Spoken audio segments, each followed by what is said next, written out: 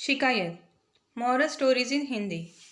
शादी के 25 साल बीत जाने के बाद भी ज्योति को अपने माँ बाप और अपने सास ससुर से शिकायत थी।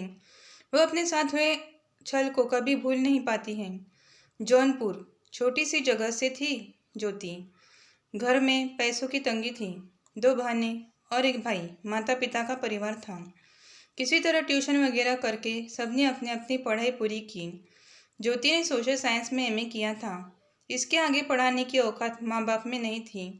वो ज्योति के लिए रिश्ता ढूंढने लगे। ज्योति देखने सुनने में अच्छी थी। पास के ही छोटे शहर से ज्योति के लिए रिश्ता आया। अच्छा संपन्न घर था, लड़का भी ठीक था। बात चली, लड़का लड़के ने एक दूसरे को पसंद किया और शादी हो गई। ज्योति ससुराल आ गई। ज्योति को बताया गया था कि ससुराल में बिजनेस चलता है, जिसमें राजू, ज्योति का पति, ससुर और 2 देवर बैठते थे। कोई भी गंभीरता से काम को नहीं देखता था। जब जिसकी मर्जी होती दुकान पर बैठता नहीं तो इधर उधर घूमता रहता। जो भी इनकम होती दुकान में चाहे जो भी आता और पैसा लेकर चल देता था। किसी को कोई परवाह नहीं थी। धीरे धीरे बिजनेस चौपट होने लगा और एक दिन नौबत ऐसी आई कि बिजनेस ठप हो गया।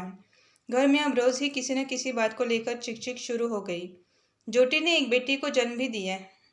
अब उसको भी परेशान किया जाने लगा। यहाँ तक कि दूध पर भी रोक लगा दी गई। ज्योति परेशान हो गई। छोटी बच्ची है, कैसे होगा। दिन भर उसको ताना दिया जाने लगा कि जाओ कहीं नौकरी करो। ज्योति ने राजू से कहा, तुम नौकरी करो, पढ़े लिखे हो, मैं कैसे बाहर जाऊँ, छोटी सी बच्ची है, कौन देखेगा। राजीव आनाकानी करता रहा। परिस्थितियाँ दिन पर दिन विकट होती जा रही थी। सास ससुर ने ज्योति को अलग कर दिया। अब अपना खाना पीना अलग बनाओ, अपना खर्च खुद उठाओ। लेकिन ज्योति क्या करती, उसके पास तो कोई जमा पूंजी नहीं थी। मायका भी आर्थिक रूप से कमज़ोर था, इसलिए वहाँ से भी मदद नहीं मिल सकती थी। ज्योति की बच्ची भी अब 1 साल की हो गई थी। कई बार कहने पर भी राजू ने कोई तवज्जो नहीं दिया काम धंधे पर, तो ज्योति ने घर पर ट्यूशन पढ़ाना शुरू किया। पढ़ी लिखी तो थी, सोशल साइंस में एमए किया था। थोड़ा बहुत हाथ खर्च निकलने लगा। अब ज्योति में कुछ करने की लगन लग गई। कब तक परेशानी में ज़िंदगी बिताती। आखिर ज़रूरत पूरा करने को तो कुछ पैसे चाहिए ना। फिर एक दिन उसको पता चला कि घर के पास ही बच्चों का एक स्कूल खुला है, उसमें टीचर की आवश्यकता है। ज्योति ने सोचा, क्यों न स्कूल में नौकरी कर लूँ। लेकिन बच्चे की समस्या सामने आ रही थी।